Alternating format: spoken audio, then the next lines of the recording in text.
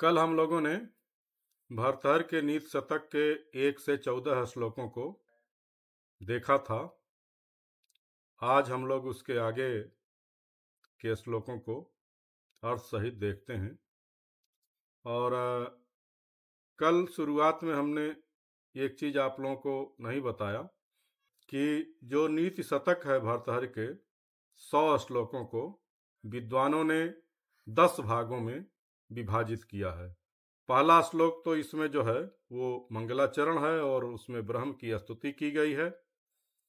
दूसरे से लेकर के और 100वें श्लोक तक को 10 भागों में विभाजित किया गया है विषय वस्तु के हिसाब से, जिसमें पहला है मूर्ख पद्धति, दूसरा विद्वत पद्धति, मान शौर्य पद्धति, अर्थ पद्धति, दुर्जन पद्धति, सुजन पद्धति, परोपकार पद्धति, धैर्य पद्धति, दैव प्रशंसा पद्धति और कर्म पद्धति।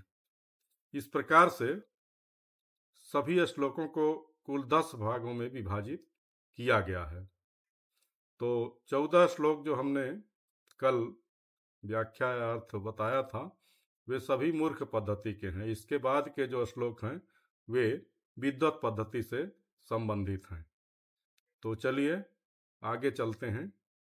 जो 15वां श्लोक है, शास्त्रोपस्कृत शब्द सुंदर गिरह शिष्य प्रदेयागमा विख्याता कवयो वसन्ति विषये यस्य प्रभोर्निर्धना तज्जाड्यं वसुधाधिपस्य कवयो ह्यर्थं विनापीश्वरा कुत्स्यास्यु कुपरीक्षका हि मणयो यैरर्घतः पातिता।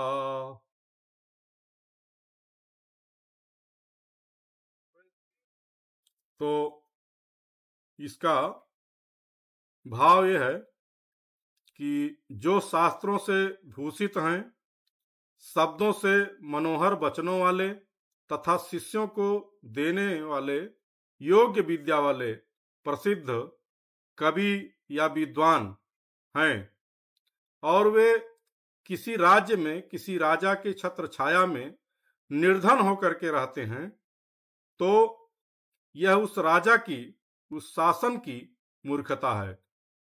विद्वान तो धन के बिना भी राजा के समान ही है, लेकिन जिन कुपरीक्षकों ने मारहमणि को उचित मूल्य से निम्न मूल्य पर लगाया, वे कुपरीक्षक ही निंदनीय हैं। उससे मणियों की जो स्थिति है वो कम नहीं होती, उसका मूल्य कम नहीं होता, बल्कि जो उसका मूल्य लगाता है, मूल्यांकन नहीं कर पाता है, वही कुयोग्य है। फिर अगला जो श्लोक है वो है,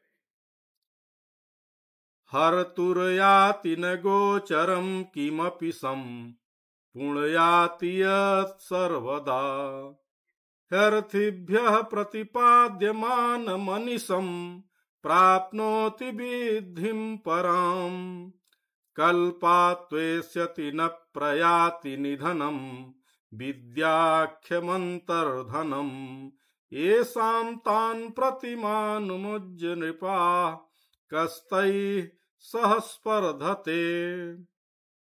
इसमें वे कहते हैं कि जो विद्या रूप धन चोर को भी लभ्य नहीं है, जो सर्वदा अनिर्वचनीय सुख प्रदान करता है, याचक यानी विद्यार्थियों को दिए जाने से सदैव अभ्युन्नत को प्राप्त होता है यानी बढ़ता है, ऐसा विद्वानों का विद्या रूपी सुगुप्त धन है जो कल्पों का अंत होने पर भी नष्ट नहीं होता। इस हेतु हे राजाओं, ऐसे विद्वानों से दुराग्रह मत करो। उन विद्वानों की समता संसार में कौन कर सकता है, अर्थात कोई भी विद्वानों की तुलना, विद्वानों की समता नहीं कर सकता है। फिर अगला है, अधिगत परमार्थान पंडितान माव संस्था तृणमिव लघु लक्ष्मीर्नैव तान् संरुणद्धि अभिनव मदरेखा श्याम गंडास्थलानां न भवतु विष तंतुर्वारणम वारणानाम। इसमें वे बताते हैं कि जिन्होंने वस्तु के यथार्थ तत्व को जान लिया है, ऐसे पंडितों का, विद्वानों का अपमान मत करो। तिनके के समान क्षुद्र लक्ष्मी उन विद्वानों को रोक नहीं सकती। अर्थात जैसे नूतन मद की धाराओं से श्याम कपोलों वाले मदांध हाथियों को कोमल कमलनाल के सूत्र से नहीं बांधा जा सकता, उसी प्रकार से क्षुद्र लक्ष्मी से उन विद्वानों को रोका नहीं जा सकता है। फिर अगला है, अम्भोजिनी वन निवास विलासमेव हंसस्य हन्ति नितराम कुपितो विधाता न तस्य दुग्ध जल भेद विधो प्रसिद्धाम वैदग्ध्य कीर्तिमपहर्तुमसौ समर्थः। इसमें वे कहते हैं कि विधाता यदि क्रोधित भी हो जाए तो हंसों का अधिक से अधिक क्या नुकसान कर सकता है। वह कमल के वन में उनका निवास और विलास, इसको तो रोक सकता है, इसको नष्ट कर सकता है, लेकिन हंस का जो जन्मजात गुण है, जो नैसर्गिक गुण है कि वह दूध और पानी को विलग कर देता है, दूध और पानी को मिला करके रख दीजिए तो राजहंस दूध को ग्रहण कर लेगा और पानी को छोड़ देगा। ऐसा उसका जो जन्म सिद्ध गुण है, जन्मजात गुण है, जो नैसर्गिक गुण है, उसको जगत विख्यात चतुरता जो उसकी है, उसको विधाता भी नष्ट नहीं कर सकता, उसको हरित नहीं कर सकता, हरण नहीं कर सकता है। अगला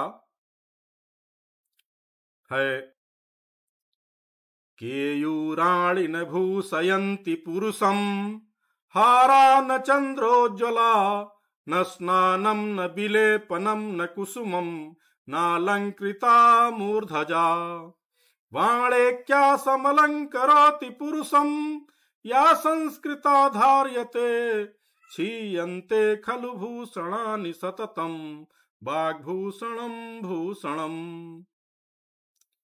कहते हैं कि जो वाणी का आभूषण है वह सबसे महत्वपूर्ण है।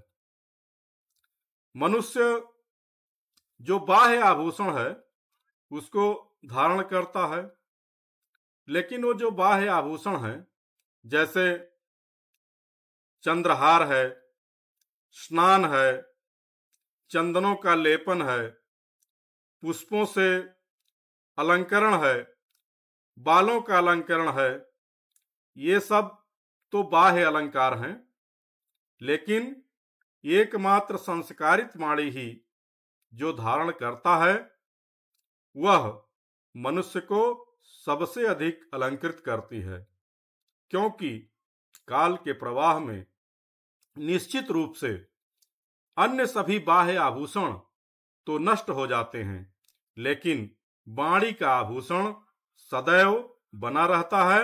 इसलिए वाग्भूषणम भूषणम, वाणी का आभूषण ही सच्चा और वास्तविक आभूषण है। आगे फिर वो कहते हैं कि विद्या नाम नरस्य रूपमधिकं प्रच्छन्न गुप्तं धनम विद्या भोग करी यशः सुख करी विद्या गुरुणाम गुरुः विद्या बंधुजनो विदेश गमने विद्या परम दैवतम विद्या राजसु पूज्यते नहि धनम विद्या विहीनः पशुः। यानी विद्या से जो विहीन है, विद्या से हीन मनुष्य जो है वो पशु के समान है, पशुवत है। मनुष्य का विद्या नामक एक महनीय रूप है, गुण है, और वह अतिशय गूढ़ और आंतरिक ज्ञान रूप धन है। विद्या राजा यशादि भोगों को देने वाली, राज्य को देने वाली तथा यश और सुख को प्रदान करने वाली है। विद्या गुरुणाम गुरु यानी गुरुओं की भी गुरु है। विदेश गमन के समय विद्या ही बंधु है, मित्र है। इस प्रकार विद्या परमात्म भूत है। विद्या ही राज्य में पूजित होती है, धन की पूजा नहीं होती। और इसलिए विद्या से हीन मनुष्य, विद्या से हीन व्यक्ति पशु के समान है, पशुवत है। शांतिश्चेत् कवेचन किम किमरिभिः क्रोधोऽस्ति चेद्देहिनां ज्ञातिश्चेदनलेन किम यदि सुहृद्दिव्यौषधैः किं फलम् किं सर्पैर्यदि दुर्जनाः किमु धनैर्विद्या नवद्या यदि व्रीडा चेत् किमु भूषणैः सुकविता यद्यास्ति राज्येन किम। ये इसमें कहते हैं कि मनुष्यों में यदि क्षमा है तो कवच यानी कृत्रिम शरीर रक्षक जो है, कवच जो है, उसकी कोई आवश्यकता नहीं है। यदि क्रोध है तो शत्रुओं की क्या आवश्यकता है? क्रोध अपने आप में ही सबसे बड़ा शत्रु है। और यदि बंधुजन हैं तो अग्नि की क्या आवश्यकता है? यदि मित्र हैं तो दिव्य औषधियों से क्या प्रयोजन है?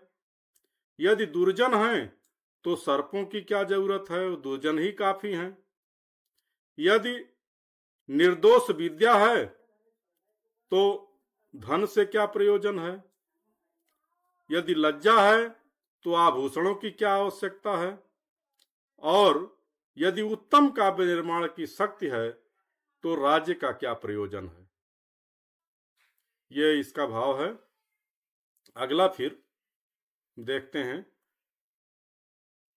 दाक्षिण्यम स्वजने दया परिजने साठ्यम सदा दुर्जने प्रीति साधुजने नयो नृपजने विद्वज्जने चार्जवम शौर्यम शत्रुजने क्षमा गुरुजने नारी जने धूर्तता ये चैवं पुरुषाः कलासु कुशलास् ते स्वेव लोक स्थिति। इसमें कहते हैं कि स्वजनों में उदारता, परिजनों पर दया, दुष्टों के साथ सदैव दुष्टता, सज्जनों से प्रेम प्रीति, राजाओं के साथ नीति, विद्वानों से सरल व्यवहार, शत्रुओं पर पराक्रम, वृद्ध जनों के प्रति क्षमा, स्त्रियों से चातुर्य, ये सब गुण जिन पुरुषों में हैं या जो व्यक्ति इन कलाओं में पारंगत है, इन कलाओं में निष्णात है, संसार उन्हीं पर टिका हुआ है। अगला है जाड्यम धियो हरति सिंचति वाचि सत्यम मानोन्नतिम दिशति पापम पाकरोति चेतः प्रसादयतु दिक्षु तनोति कीर्तिम सत्संगति कथय किम न करोति पुंसाम। इसमें सत्संगति की महिमा बताई गई है। भर्तृहरि का जीवन परिचय और नीति शतक के विषय में भी जब मैं बोल रहा था तो उसमें भी इस श्लोक को कहा गया था।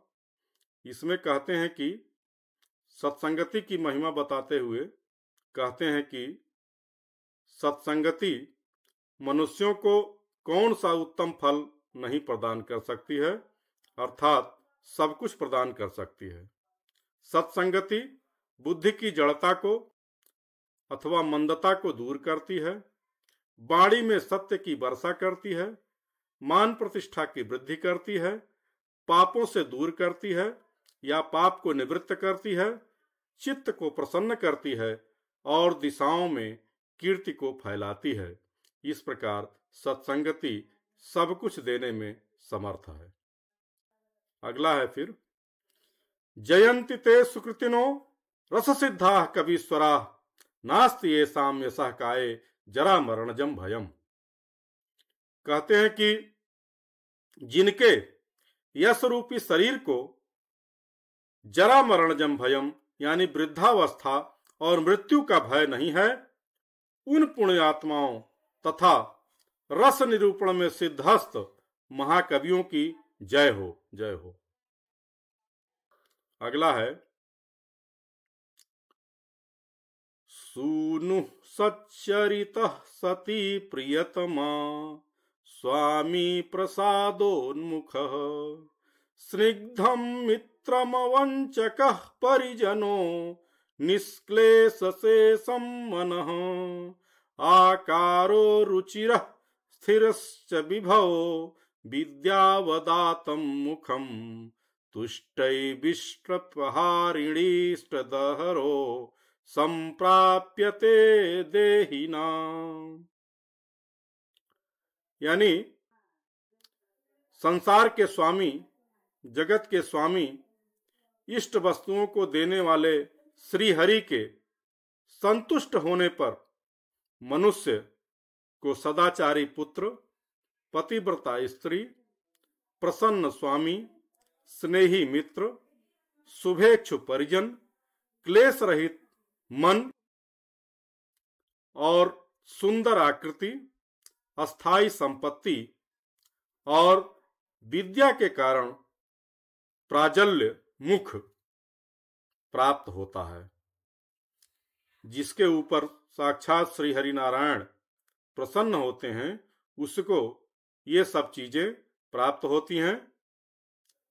जैसे उन्होंने बताया कि सदाचारी पुत्र, पतिव्रता स्त्री, प्रसन्न स्वामी, स्नेही मित्र, शुभेच्छु परिजन, क्लेश रहित मन, सुंदर आकृति, स्थायी संपत्ति और विद्या के कारण प्राजल्य मुख उनको प्राप्त होता है जिनके ऊपर साक्षात श्री हरि नारायण प्रसन्न होते हैं। तो इसी के साथ आपके पाठ्यक्रम के 25 श्लोक नीत शतक के यहीं पूरे होते हैं। धन्यवाद।